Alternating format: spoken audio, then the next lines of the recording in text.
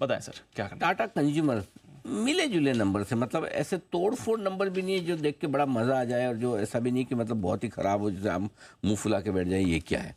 घरेलू बिजनेस थोड़ा ठंडा सा रहा है, लेकिन इंटरनेशनल बिजनेस ने फॉर ए चेंज थोड़ी मदद कर दी, उस हिसाब से नंबर्स ठीक है।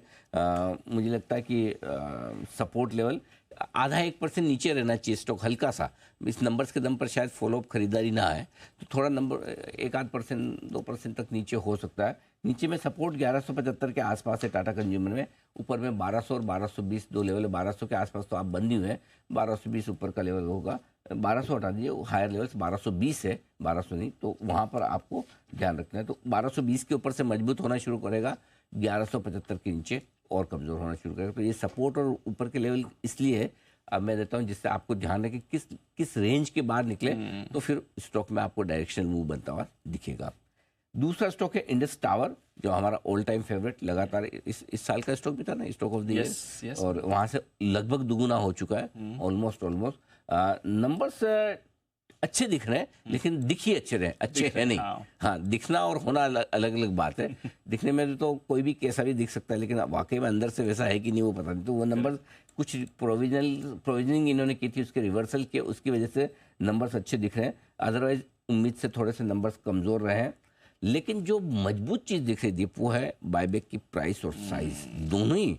मैं तो सोचा था छोटा सा एक बायबैक आएगा, मैंने बोला भी था उस वक्त बायबैक में, कोई बहुत बड़ा बायबैक में उम्मीद नहीं कर रहा हूँ, ये सिंबॉलिक बायबैक है। ये सिंबॉलिक नहीं, एक्चुअल बायबैक है। उसके एक दो कारण हो सकते हैं। एक कारण ये भी हो सकता है कि एक्चुअल बायबैक की, क्योंकि अब है ना वो बायबैक पे जो टैक्सेशन वाले नए नियम आ गए, उससे पहले चलो कर डालो। अनाउंस तो इन्होंने पहले ही किया ही था, तो कोई क्वेश्चन मार्क तो कर भी नहीं सकता, सोच भी नहीं सकता आपने क्यों बढ़ाया भाई। तो मुझे लगता है इस वजह से भी शायद बायबैक की प्राइस और साइज ज़्यादा बेहतर आती थी। 2640 करोड़ का बायबैक, सोचो कोई टेलीकॉम कंपनी बायबैक करिए, आज के 1 साल 1.5-2 साल पहले कोई सोच सकता था क्या, है ना। और 465 रुपये 4% प्रीमियम, बड़ी बात है। एक भारतीय एयरटेल जो इनके प्रोमोटर है वो बायबैक में हिस्सा नहीं लेंगे, उनकी हिस्सेदारी 51% के ऊपर हो जाएगी। भारतीय एयरटेल के लिए भी अच्छा है, अगली बार जब उनकी बैलेंस शीट बनेगी तो कंसोलिडेटेड बेसिस पे इसके रिजल्ट पे उसमें। और दूसरी चीज़ अदीब, ये स्टॉक ऐसा है जो मस्ट इन पोर्टफोलियो है। आप मुझे बताओ हिंदुस्तान में और कोई इंडस टावर जैसी कंपनी बना सकता है क्या?